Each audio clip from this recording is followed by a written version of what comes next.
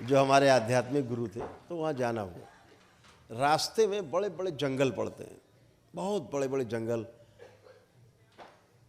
छत्तीसगढ़ के और उसके। तो हम आपको दृश्य बताएं तो आपको बहुत ताज्जुब होगा। वृक्ष तो बहुत विशाल, 50-50, 60-60, 70-70, 80-80, और बहुत हैवी कि 4 आदमी ऐसे करके खड़े हों गुप्पा मार के तो पेड़ पकड़ में, ऐसे ऐसे पेड़ भी, मतलब पेड़ों को देख के आदमी को डर लगे, ऐसे पेड़।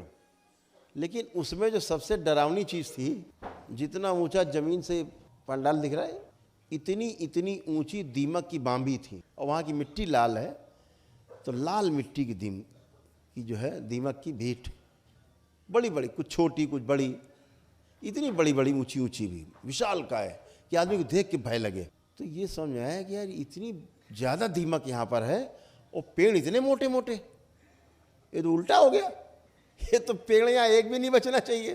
तो वहाँ दिमाग थोड़ा कुछ, शायद बाबा ने कान आन घुमाया होगा, मुझे लगा कुछ इसमें और बात है, इसमें कुछ और बात है जो समझ नहीं पा रहे हैं ये आधुनिक विज्ञानी, हमको भी इन्होंने लपेट दिया इसी में। तो ये समझ में आया कि दीमक और वृक्ष का रिश्ता मित्रता का है।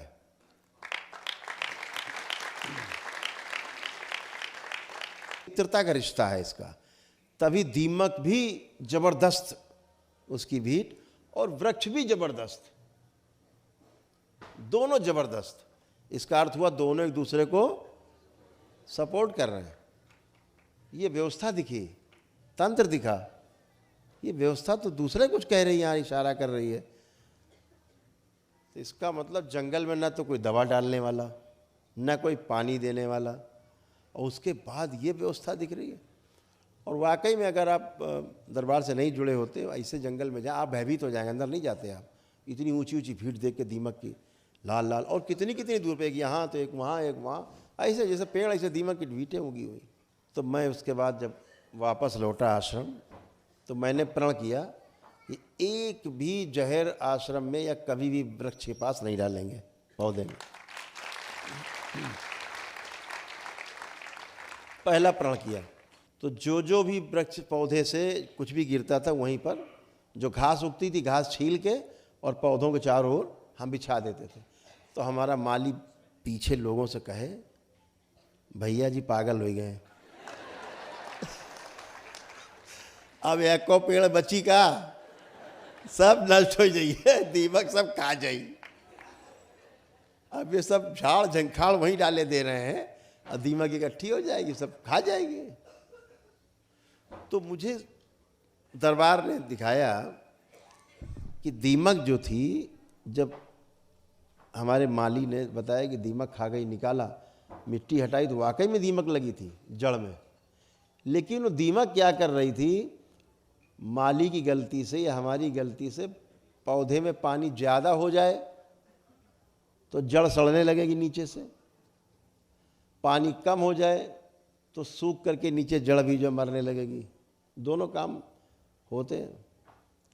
तो हुआ क्या था उसमें, जब दरबार ने दिखाया कि जड़ नीचे सूख गई, मतलब मर गई जड़ नीचे वाली, तो दीमक आ गई उसको खा करके मिट्टी में बदलने के लिए। इसलिए वो दीमक लगी हुई थी नीचे, मरे हुई जड़ को खा रही थी। हमने क्या सोचा, वो जिंदा जड़ को खा रही है, इसके कारण पौधा मर गया, जबकि वो नीचे खा के पौधे को स्वस्थ कर रही है। इल्जाम किस पे लगा, दीमक पे। तो अद्भुत दिखा।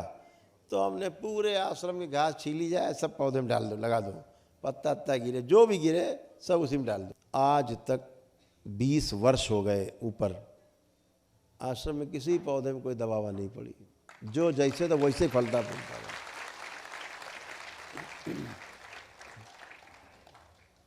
हमने सृजन के लिए विध्वंस किया अलग बात, अपने आप कोई पौधा नहीं मरा। तो अद्भुत है, व्यवस्था को समझे बगैर हम उसको अव्यवस्था समझ लेते हैं, फिर उसमें अपना जब हम लोग चालू करते हैं टेक्नोमेट्री, बस वहीं समस्या खड़ी होती है। तो इस बात को हमेशा समझना है कि कोई भी काम करना है तो बहुत समझ के काम करना है। व्यवस्था को पहले समझ लेना है, निर्णय बाद में लेना, जल्दबाजी में कोई निर्णय नहीं लेना है। उसके बाद पौधों में कभी भी दीमक नहीं आई, कभी भी दीमक नहीं आई। घास फूस और तमाम कूड़ा करकट जब पौधे के पास इकट्ठा हो गया, उससे क्या हुआ, थोड़ा पानी लगता था तो वो जो घास फूस पड़ी उससे वो पानी उड़ता नहीं था, तो नमी हमेशा पौधे के पास बनी रहती थी। वहाँ एक कीड़े मकोड़ों का बहुत बड़ा संसार पैदा हो गया हर पौधे के पास।